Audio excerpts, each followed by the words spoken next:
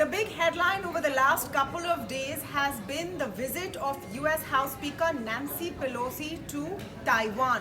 This has got China very upset. You've seen strong statements coming out from the People's Republic of China and the threat of targeted military action. They've also stopped the imports of some products from Taiwan like fruits, etc. But what is making China so angry? Why are they upset over the visit of a senior US politician to Taiwan? And that's what we're going to try and explain. So the story actually begins all the way in 1949 when there was a split between the Mao Zedong faction and the KMT.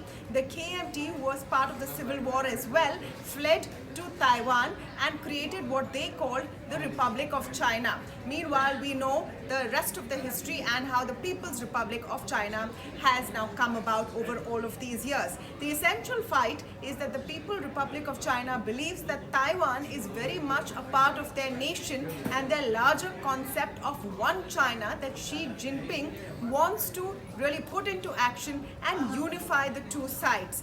The visit of a senior US politician shows recognition of Taiwan's hopes for freedom and being a separate nation. That's the crux of the entire fight. Now, what is the world's position on this? And this is the important part. In 1979, Jimmy Carter, the then US president, signed a decree with China, the People's Republic of China, where they recognized the concept of one China. They refused to recognize Taiwan as a separate entity, but at the same time they said they would continue to have friendly cultural ties with Taiwan. They will continue to support them and also give them money and arms for defense purposes.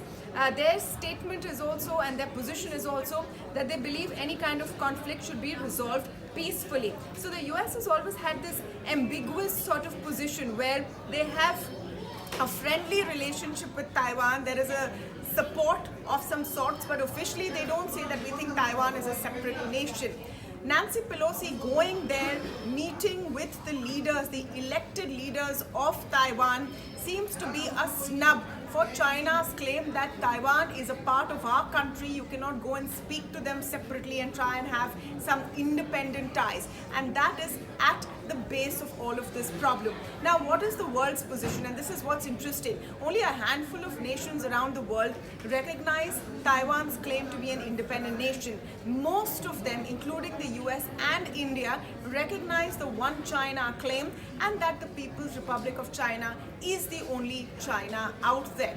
The big question now, that after this so-called snub, after deploying its warships and flying its military planes along the Taiwan Strait where that invisible sort of border is, will China do something else? Will it go one step further? Will we possibly see a Russia-Ukraine kind of situation? That's what the world is hoping does not happen. Clearly, we can ill afford another geopolitical conflict at this point.